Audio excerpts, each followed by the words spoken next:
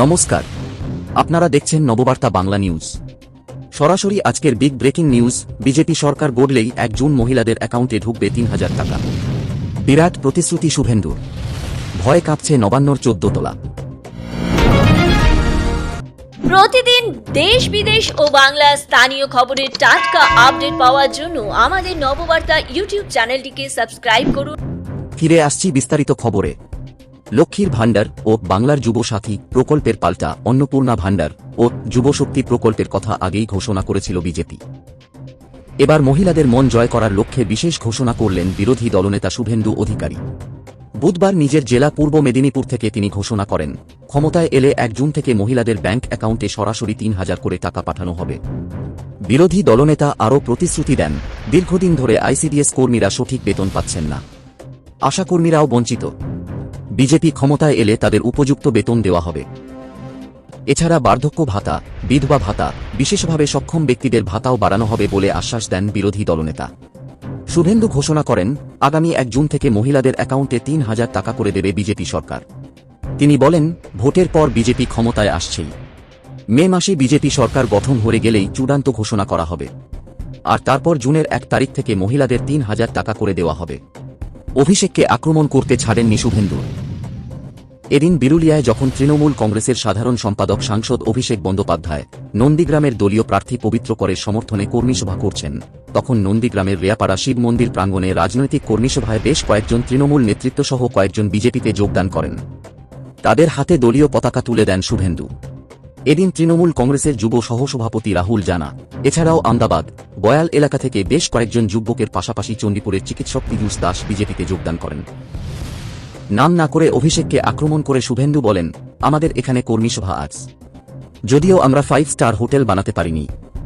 যারা মামাটি মানুষ বলতেন, তারা 5 স্টার হোটেল বানান আর আকাশে ঘুরে বেড়ান, মাটিতে পা পড়ে না। মমতাকে তোপ শুভেন্দুর। মুখ্যমন্ত্রী মমতা বন্দ্যোপাধ্যায়কে আক্রমণ করে বিরোধী দলনেতা বলেন, আমি গায়ের পান্তা খাওয়া ছেলে, আমাকে হারাতে এসেছিলেন, আমি আপনাকে হারিয়ে পাঠিয়েছি। পা ভাঙেনি, আপনি পায়ে ব্যান্ডেজ চড়িয়ে পা ভাঙার নাটক করে গোটা বাংলার মানুষকে টুপি পরিয়েছেন। নন্দীগ্রামের মানুষ টুপি পরেনি। এবার আমি ভবানীপুরে যাচ্ছি, মোদিজি পাঠিয়েছেন। এবার আপনারা নন্দীগ্রামের দায়িত্ব নিন, ভবানীপুরটা আমি দেখে নেব। আত্মীয়ের চুক্তি হল ভালোবাসার চুক্তি। আপনারা বুঝেছেন 21-এ, আজ বাংলা বুঝতে পারছে।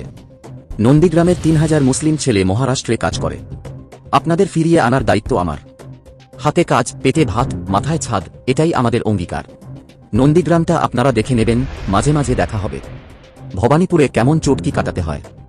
আমার নাম শুভেন্দু অধিকারী। মেদিনীপুরের ছেলে মাথা নিচু করে না, বললেন ডরনে ওয়ালা নেহি হ্যায়।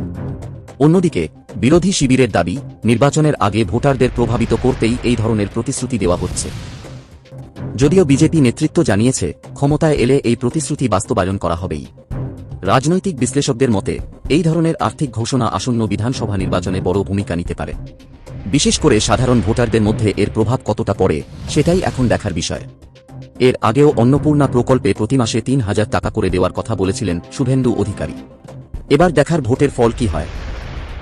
উল্লেখ্য, মঙ্গলবার ভবানীপুরে প্রচার করতে গিয়ে বিজেপি নেতা শুভেন্দু অধিকারী বলেছিলেন, তৃণমূল এবার ডাবল ডিজিটের উঠবে না। অর্থাৎ তাঁর পূর্বাভাস অনুসারে বিধানসভা ভোটে ৯৯ পেরোতে পারবে না শাসক দল।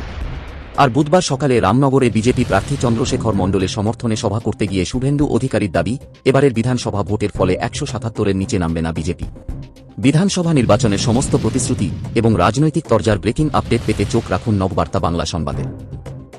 এই ছিল এখনকার সংবাদ। এই ধরনের খবর পেতে সাবস্ক্রাইব করুন নববার্তা ইউটিউব চ্যানেলটিকে। সবাইকে সাথে থাকার জন্য ধন্যবাদ।